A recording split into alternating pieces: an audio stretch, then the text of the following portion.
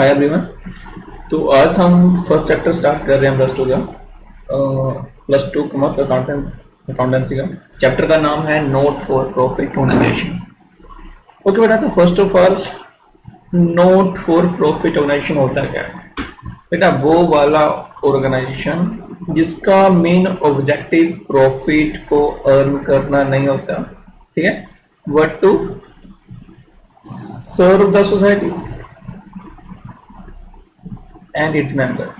यानी वो वाला ऑर्गेनाइजेशन जिसका जो मेन ऑब्जेक्टिव है वो प्रॉफिट अर्न करना नहीं है, ठीक है, जहां तो वो होगा सोसाइटी को सर्व करना, जहां फिर जो उसके जो मेंबर हैं उनको सर्व करना होता है। उसको हम क्या बोलते हैं? Not for profit organisation. इसकी जो एग्जांपल्स है, जैसे हमारे कुछ स्कूल्स हो गए जो डोनेशन पे चलते हैं, कुछ कॉलेजेस हैं जो डोनेशन पे चलते हैं, पब्लिक हॉस्पिटल्स है हमारे पास, लिटरेरी सोसाइटीज है हमारे पास, और सोशल वेलफेयर क्लब। ये सारे के सारे किस पे चलते हैं? डोनेशन, जहाँ फिर इनके जो मेंबर हैं उनकी जो कंट्रीब्यूशन है उस पर चलते हैं, ठीक है। ओके, ये तो होगी नॉट फॉर प्रॉफिट होता क्या है। ओके, अब इसमें कौन कौन से अकाउंट्स बनते हैं बेटा वो हम देखेंगे। तो इसमें हम 3 अकाउंट्स प्रिपेयर करते हैं। फर्स्ट जो अकाउंट्स है वो है receipt and payment account, second है हमारे पास इनकम एंड एक्सपेंडिचर अकाउंट, और थर्ड है बैलेंस शीट। बेटा जो आपको क्वेश्चन आएगा ना, उसमें आपके पास receipt and payment account given होगा जी, आपके पास क्या होगा? गिवन होगा। और आपको क्या करना पड़ेगा? आपको income and expenditure account and balance sheet क्या करना पड़ेगा? प्रिपेयर करनी पड़ेगी। तो इनके बारे में देखते हैं ये क्या होते हैं। ओके, तो फर्स्ट है हमारे पास रिसिप्ट एंड पेमेंट अकाउंट। बेटा रिसिप्ट एंड पेमेंट अकाउंट क्या होता है? एक रियल अकाउंट होता है, ठीक है। करंट अकाउंटिंग पीरियड में जो भी आपने रिसिप्ट्स की या जो भी आपने पेमेंट्स की, ठीक है, वो हम क्या करते हैं? इस अकाउंट्स में रिकॉर्ड करते हैं। देखो बेटा, जो करंट अकाउंटिंग पीरियड में ट्रांजेक्शन है ना, रिसिप्ट और पेमेंट की, वो करंट ईयर की भी हो सकती है, नेक्स्ट ईयर की भी हो सकती है, और प्रीवियस ईयर की हो सकती है ना। वो कैपिटल ट्रांजेक्शन हो जाती है या फिर रेवेन्यू ट्रांजेक्शन हो जाती है। बट जो भी इस अकाउंटिंग पीरियड में होगी बेटा, वो हमें क्या करना पड़ेगा? रिकॉर्ड करनी पड़ेगी। तो अगर मैं रिसिप्ट एंड पेमेंट की अकाउंट की बात करूं, तो इसकी जो डेबिट साइड है वो आपकी रिसिप्ट साइड होती है, और क्रेडिट साइड की होती है बेटा payment side. Same like cash book, ठीक है। तो रिसिप्ट्स में से हम क्या करेंगे? पेमेंट्स को माइनस करेंगे, और जो बैलेंस बचेगा वो हमारे पास क्या होगा? बैलेंसिंग कैश, कि हमारे पास साइड में कितना कैश बचा है। और ये ना बेटा रियल अकाउंट होता है, तो ये याद रखना कि 1 मार्क्स का क्वेश्चन आपके पास आ जाता है कई बार। ओके, नेक्स्ट जो क्वेश्चन है वो है हमारा इनकम एंड एक्सपेंडिचर अकाउंट। बड़ा सेम, जैसे नाम से आपको पता लग रहा है, इनकम एंड एक्सपेंडिचर अकाउंट। इसमें हम 2 चीजें रिकॉर्ड करते हैं, ठीक है। कहता है in this accounts income and gains are credited, कि जो इनकम और गेन होगी वो हम क्या करेंगे? राइट साइड लिखेंगे, while losses and expenses are debited, और जो भी हमें लॉस होगा या जो भी हमारे एक्सपेंसेस होगी वो हम लिखेंगे डेबिट साइड। तो इन दोनों साइड का जो डिफरेंस है, ठीक है, जहां तो वो क्या होगा? सरप्लस, और जहां वो होगा डेफिसिट। सरप्लस कब होगा? जब आपकी क्रेडिट साइड है ना, जो क्रेडिट साइड कह लो कि जो आपकी टोटल इनकम है वो मोर देन होगी आपकी टोटल ऑफ डेबिट साइड। यानी कि अगर आपकी टोटल इनकम टोटल एक्सपेंडिचर से ज्यादा है तो सरप्लस, ठीक है। और अगर बेटा आपकी जो डेबिट साइड है वो ज्यादा है किससे? क्रेडिट साइड से, तो वो क्या होगा आपका? वो आपका होगा डेफिसिट, ठीक है। यानी कि अगर आपकी एक्सपेंडिचर ज्यादा है, इनकम कम है, तो क्या निकलेगा? डेफिसिट। तो ये आपका कौन सा अकाउंट होता है बेटा? इसको हम नॉमिनल अकाउंट कहते हैं। कोई भी अकाउंट जो आपको बताया कि हमें कितना प्रॉफिट या लॉस हुआ है, उसको हम क्या बोलेंगे बेटा? उसको हम बोलेंगे नॉमिनल अकाउंट। अच्छा बेटा, मेन चीज इसमें ये है कि जो इनकम एंड एक्सपेंडिचर अकाउंट है ना, इसको हम प्रिपेयर करते हैं एक्रूल बेसिस पे, ठीक है। इसका मतलब क्या हुआ कि हमें सिर्फ और सिर्फ वो अमाउंट रिकॉर्ड करनी है जो करंट ईयर से रिलेटेड है, जो करंट पीरियड की है बेटा, जो करंट अकाउंटिंग पीरियड की है। कोई भी अमाउंट जो नेक्स्ट पीरियड की है या प्रीवियस पीरियड की है उसको हम इसमें कंसिडर नहीं करेंगे, ठीक है। और सेकंड, इसमें हमें सिर्फ और सिर्फ रेवेन्यू आइटम रिकॉर्ड करेंगे बेटा, इसमें कैपिटल एक्सपेंडिचर हम रिकॉर्ड नहीं करेंगे। तो अब ये मैं बताऊंगा जी क्या होता है। तो जैसे डेप्रिसिएशन है वो भी हम क्या करेंगे, इसमें रिकॉर्ड करते हैं बेटा। कैपिटल एक्सपेंडिचर होता है जैसे कोई मैंने फिक्स एसेट परचेज की है ना, कि अगर हमारे पास कोई कैपिटल एक्सपेंडिचर है, जैसे हमने क्या किया, कोई फिक्स एसेट परचेज की है, तो उसको इनकम एंड एक्सपेंडिचर में रिकॉर्ड नहीं करेंगे, वो हमारी एसेट है, वो कहाँ पे आएगी हमारी, वो हमारी आएगी बैलेंस शीट पे। बट उस फिक्स एसेट पे जो भी लॉस या प्रॉफिट हो रहा है, जैसे उस फिक्स एसेट पे अगर डेप्रिसिएशन लगी है, ठीक है, तो वो हमारा कहाँ पे आएगा, एक्सपेंडिचर साइड। उस फिक्स एसेट को सेल करके मुझे प्रॉफिट हुआ तो वो आपका कहाँ पे आएगा, इनकम साइड। उस फिक्स एसेट को सेल करके हमें लॉस हुआ तो वो आपका कहाँ पे आएगा, एक्सपेंडिचर साइड। तो वो आपको रिकॉर्ड करना पड़ेगा बेटा। जो फिक्स एसेट है वो तो आपकी एसेट साइड जाएगी, ठीक है, बट उस पर जो भी डेप्रिसिएशन, जो भी लॉसेस और जो भी उसकी प्रॉफिट हमें होंगे वो हम क्या करेंगे, इनकम एंड एक्सपेंडिचर में रिकॉर्ड करेंगे। और एक पूरा बेटा कि जो कैपिटल रिसिप्ट है, ठीक है, कि जैसे क्या हुआ कि डोनेशन फॉर स्पेसिफिक पर्पस, उसको हम इनकम कंसीडर नहीं करेंगे, उसको हम इनकम एंड एक्सपेंडिचर में रिकॉर्ड नहीं करेंगे। कि मुझे डोनेशन दी किसी ने और उसने क्या बोला कि इस डोनेशन से हम क्या करेंगे, बिल्डिंग बनाएंगे, ठीक है। अब वो मेरी इनकम थोड़ी होगी, वो तो मेरी लायबिलिटी है ना, क्योंकि उस डोनेशन को हम सिर्फ और सिर्फ बिल्डिंग बनाने के लिए खर्च करेंगे, है ना। तो वो हमारी लायबिलिटी है जब तक हमारी बिल्डिंग बनके तैयार नहीं हो जाती। तो ठीक है बेटा, तो ये हमारा इनकम एंड एक्सपेंडिचर है। तो जब हम बड़े वजन करेंगे तो आपको और भी डिटेल में बताऊंगा। तो इसमें बेटा देखो क्या होता है, चीज हो रहा है कि अगर तो आपकी इनकम है वो ज्यादा है किससे, आपके एक्सपेंडिचर से, है ना। इनकम ज्यादा एक्सपेंडिचर कम है तो हमारे पास क्या निकलता है, सरप्लस। तो इस साइड हम क्या करेंगे, डिफरेंस लिख देंगे सरप्लस में। और इन केस एक्सपेंडिचर ज्यादा है और आपकी इनकम कम है तो क्या निकलेगा, डेफिसिट। तो हम क्या करेंगे, इस साइड का लिख देंगे, बैलेंस जो होगा वो हम क्या लिखेंगे, डेफिसिट में डाल देंगे। तो जब अपने ध्यान रखना, जब हम बॉडी क्वेश्चन करेंगे तो जब हम प्रैक्टिकल क्वेश्चन करेंगे तो मैं आपको सारा बताऊंगा इसके बारे में। क्लियर बेटा। ओके, तो इसके अलावा हमारे पास कुछ और भी टर्म है जो हमें ध्यान देनी पड़ेंगी। तो जैसे हमारे पास है, सबसे पहले है एंट्रेंस फीस। बड़ा कोई भी नॉट फॉर प्रॉफिट ऑर्गेनाइजेशन है ना, ठीक है, अगर आप उसका मेंबर बनना चाहते हो ना तो आपको क्या करना पड़ेगा, एक फॉर्म फिल करना पड़ेगा और उस फॉर्म के साथ आपको क्या करना पड़ेगा, कुछ फी देनी पड़ेगी, है ना। अब ये जो आप फी पे कर रहे हो ना उसको हम क्या बोलते हैं, एंट्रेंस फीस और एडमिशन फीस, है ना। और ये क्या है बेटा, ये एनपीओ के लिए या एनजीओ के लिए क्या होती है, इनकम होती है, ठीक है। तो कहाँ पे आएगी, क्रेडिट साइड आएगी, income and expenditure account. Clear. Second हमारे पास आ रहा है लाइफ मेंबरशिप फीस। देखो कहता है life members pays membership fees once, है ना, and avail service all through his life.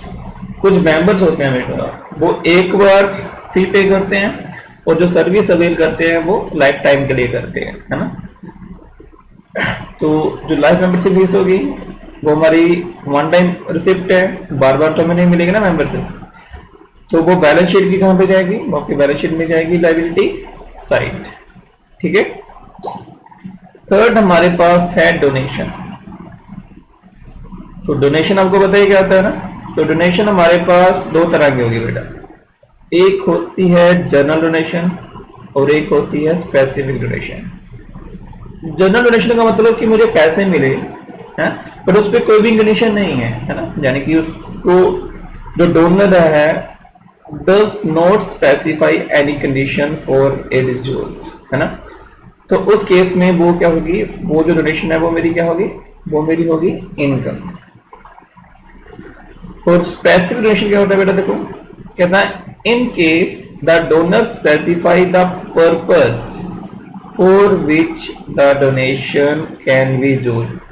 अगर जो डोनर है उसने पर्पस स्पेसिफाई किया है कि ये जो डोनेशन है इसको कैसे यूज करना है ना, तो वो क्या होगी, स्पेसिफिक डोनेशन होगी, है ना। और जो स्पेसिफिक डोनेशन है वो कहाँ पे आएगी बेटा, ये भी आपकी इनकम थोड़ी है ना, ये तो आपकी क्या होगी, लायबिलिटी होगी। कहाँ पे जाएगी, बैलेंस शीट की लायबिलिटी साइड। क्लियर। तो नेक्स्ट हमारा है जो टॉपिक वो है लीगेसी। तो लीगेसी क्या होता है, ध्यान देना। कहता legacy is the amount received as donation by not for profit organisation under the will of a deceased partner, है ना। कि कोई डोनेशन हमें मिली है under the will of deceased partner, तो उसको हम क्या बोलेंगे, लीगेसी बोलेंगे। ठीक है बेटा। अब ये जो लीगेसी मेरी मिली है, देखो बेटा, जो हमारी इनकम है या फिर जो हमारी लायबिलिटी है, तो इसको हम कैसे करेंगे वो आपको देखना है। ठीक है। अब जो डोनर है वो स्पेसिफाई कर सकता है कि ये जो मैंने आपको प्रॉपर्टी दी है ये आपको कैसे यूज करना है, और मे भी स्पेसिफाई ना करें। ठीक है। डोनर में और may not specify the condition for it choose in case no condition is specified। ठीक है। तो उसको हम क्या मानेंगे, उसको मानेंगे जनरल डोनेशन। तो वो आपकी कहां पे आ जाएगी, वो आपकी आ जाएगी इनकम साइड में। बट अगर उसने जहां पे कंडीशन को सेटिस्फाइड किया है, स्पेसिफाइड किया है कि इस डोनेशन को एज से यूज करना है, तो वो आपकी क्या है, स्पेसिफिक डोनेशन। वो हो जाए मेरे शेप पे बेटा, तो वो कहां पे आएगा, वो आपका आएगा बैलेंस शीट की लायबिलिटी साइड में। क्लियर। ओके। नेक्स्ट जो आपका टॉपिक है वो है ग्रांट। अच्छा बेटा सिंपल है, जो ग्रांट मुझे मिलेगी ना वो हमेशा किसी ना किसी स्पेसिफिक पर्पज के लिए मिलेगी। ठीक है। ठीक है। ऐसे तो मुझे मिलेगी नहीं ना, अगर किसी ने मुझे ग्रांट दिया वो स्पेसिफिक पर्पज के लिए मिलेगी, तो वो कहां पे आएगी बेटा, तो वो आपकी बैलेंस शीट में आएगी लायबिलिटी साइड में, क्योंकि वो मुझे जब तक वो पर्पज पूरा नहीं होता वो मेरी लायबिलिटी है। ओके। नेक्स्ट है हमारे पास sale of used sport material. अच्छा बेटा ये थोड़ा ध्यान रखना, इसकी बात करते हैं हम थोड़ा।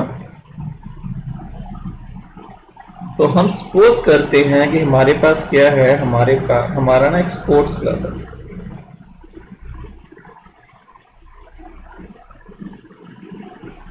हमारा स्पोर्ट क्लब है। तो बेटा क्या होता है कि हमने क्या किया, कुछ स्पोर्ट्स मटेरियल परचेज किया ना, हमने क्या किया, परचेज किया स्पोर्ट्स मटेरियल। सपोज करो मैंने क्या किया, मैंने 20,000 का स्पोर्ट्स मटेरियल परचेज किया। अच्छा बेटा हुआ क्या, जब आपने इस मटेरियल को परचेज किया तो उसको आपने क्या मान लिया होगा, अपनी एसेट्स मान लिया होगा ना। ऐसा किया होगा हमने, स्पोर्ट्स मटेरियल जो है जो हमने परचेज किया है वो हम क्या करते हैं, एसेट। अब होता क्या है कि इसमें से जो स्पोर्ट्स मटेरियल हम यूज कर लेते हैं ना बेटा, जो हम कंज्यूम करते हैं, है ना, जिसको हम चूज कर लेते हैं या कंज्यूम करते हैं, कंज्यूम या फिर यूज, उसको हम क्या मानते हैं, उसको हम अपना एक्सपेंडिचर मान लेते हैं। तो उसको हम क्या मानते हैं,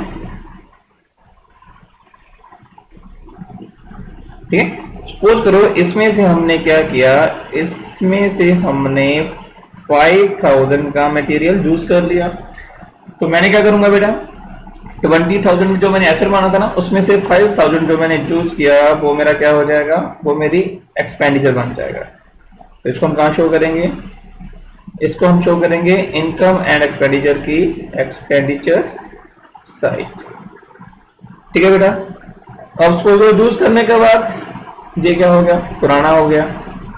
हम उसको यूज कर रहे थे तो काफी टाइम हो गया यूज करते, ठीक है, और जो पुराना हो गया तो हमने क्या किया, अब इसकी सेल कर दी। हम क्या करेंगे, इसकी सेल। ठीक है। जब हमने यूज किया तो 5,000 का था, तो सपोज करो 2-3 महीने यूज करने के बाद, जब 1 ईयर यूज करने के बाद क्या हो गया, जो पुराना हो गया, तो इसको हमने क्या किया, एज ए रद्दी हमने इसको सेल कर दिया। और सेल में हमें कितने पैसे मिले, 1,000। अब ये जो 1,000 आपको मिला ना बेटा, तो वो आपकी क्या होगी, वो आपकी क्या होगी, इनकम। ठीक है। तो ये आपको ध्यान रखना कि जो आपने 1000 रिसीव किया वो आपकी इनकम है। तो सेकंड केस हम दूसरा देखते हैं। अब जो हमारे पास 15,000 का बच गया था ना, तो हमारे पास जो 15,000 का जो हमारे पास अभी भी एसेट में है वो बच गया था। 5,000 का तो हमने यूज कर लिया ना, तो 15,000 का हमने बच गया। तो इसको अगर हम सेल करते हैं, है ना, तो वो मुझे क्या देखना है कि मेरी जो सेल प्राइस है वो बुक वैल्यू से ज्यादा मिलेगा कम मिला। तो उस केस में हमें क्या करना पड़ेगा, कंपेयर करना पड़ेगा। ठीक है, तो हमें क्या करना पड़ेगा, compare book value with sale price. ठीक है, सपोज करो जैसे बुक वैल्यू आपकी कैसे आती है बेटा, ये भी याद रखना कि जो बुक वैल्यू आपकी आती है वो आपकी आती है कॉस्ट माइनस डेप्रिसिएशन। कॉस्ट में से हम क्या करेंगे, डेप्रिसिएशन को माइनस करेंगे तो हमारे पास क्या आ जाएगा, बुक वैल्यू आ जाएगी। ओके, तो बड़ा सिंपल देखो, इफ सेल वैल्यू, जो सेल वैल्यू है वो क्या है, मोर देन है बुक वैल्यू, है ना। जैसे सपोज करते हैं कि 15,000 का सामान था, हमने उसको सेल किया 17,000 में।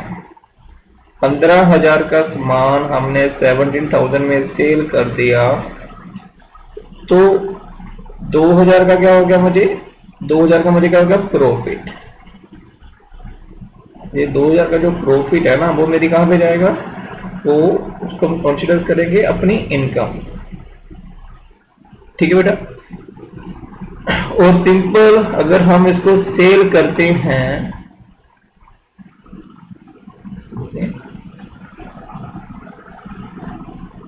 दूसरा होता है आपके पास if sale value less than book value. तो सिंपल बेटा 15,000 की आपकी एसेट थी, उसको आपने सेल किया कितने में, आपने उसको 14,000 में सेल कर दिया। 15,000 की एसेट सेल की 14,000 में, तो आपको क्या हो गया, आपको 1,000 का क्या हो गया बेटा, लॉस। अब जो लॉस है वो आपका कहां पे जाएगा, ये आपका जाएगा बेटा एक्सपेंडिचर साइड। क्लियर, होप आपको समझ आया होगा इसके बारे में। तो यही जो पूरा पैरा आपको बता रहा है, ठीक है। इसके बारे में यही है कि the stocks of sport material is shown in the asset side of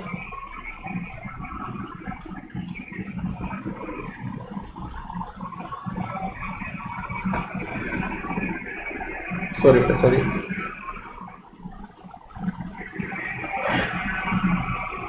हाँ, तो यही वो बोल रहा है बेटा, कहता कि जो stock of sport material is shown on the asset side of balance sheet.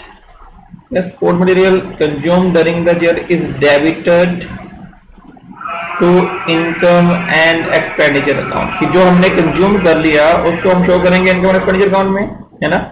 और जो बचेगा हमारे पास उसको हम कहां पे लेके जाएंगे बेटा, बैलेंस शीट में लेके जाएंगे।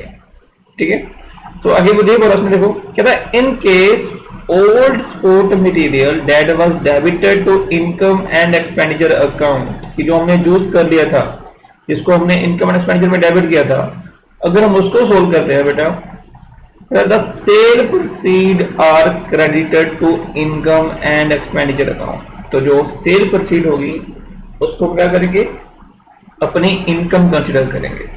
ठीक है, तो दूसरा केस क्या बोलता है, in case old sport material appear in the balance sheet and is sold, वो वाला मटेरियल जो बैलेंस शीट में अपेयर हो रहा है, जिसको हमने यूज नहीं किया, जो हमारी एसेट है, तो अगर हम उसको सेल करते हैं तो हमें क्या देखना कि हमें गेन हुआ कि लॉस हुआ है।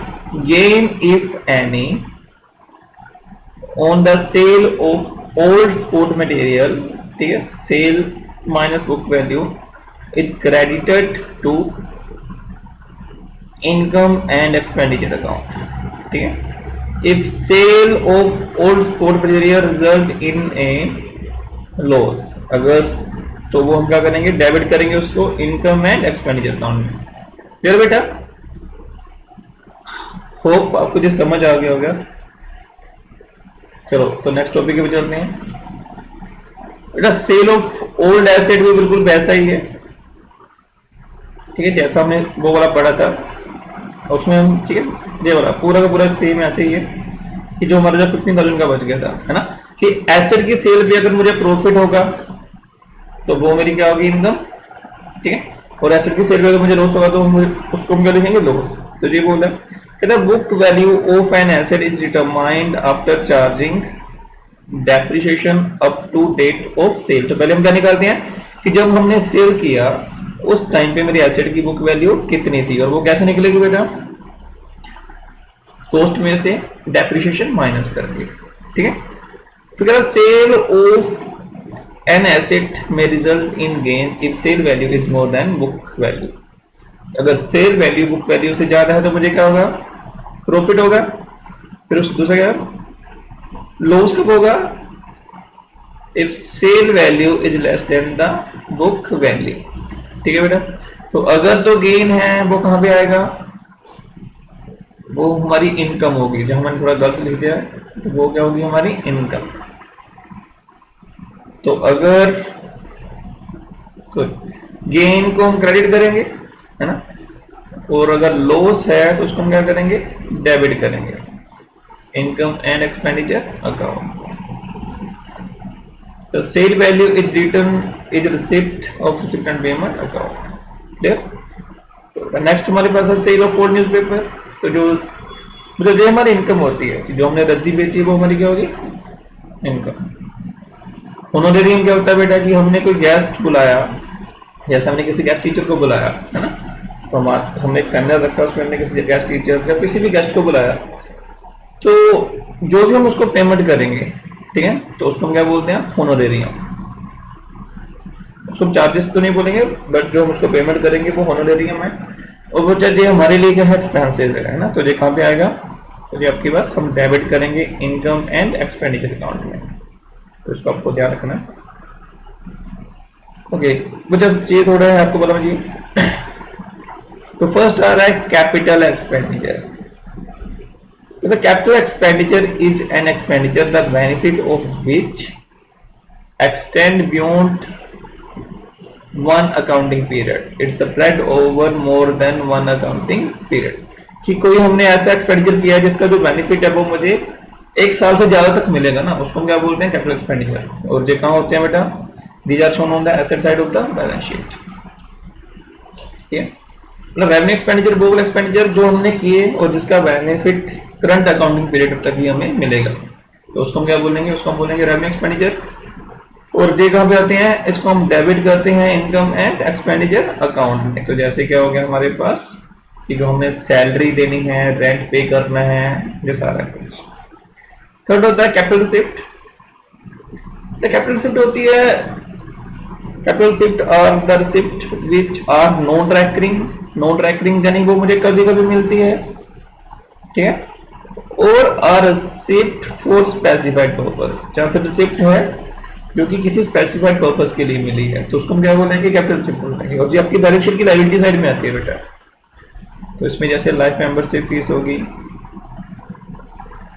बिल्डिंग फंड हो गया बेटा, receipt from sale of fixed asset, तो ये चीजें आ जाएंगी। अच्छा, रेवेन्यू रिसिप्ट होती है जो रेकरिंग नेचर की होती है, ठीक है। Revenue receipt are the receipt of which are received at an income by the organisation in carrying out activity, है ना।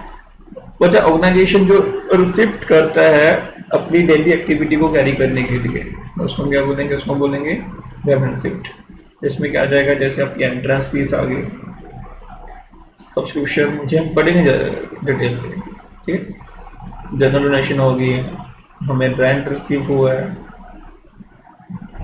सेल ऑफ ओल्ड न्यूज़पेपर, तो ये सारा कुछ इसमें आता है। तो ये सिंपल थ्योरी थी, कुछ टॉपिक है जो मैं क्वेश्चंस के साथ कवर करूंगा, ठीक है बेटा। तो क्वेश्चन हम सारे करेंगे, डोंट वरी। तो बाकी जो भी डाउट होगा या कुछ टॉपिक मैंने छोड़े हैं जो मैंने क्वेश्चंस के साथ ही आपको बताने हैं बेटा, ठीक है। तो थैंक यू।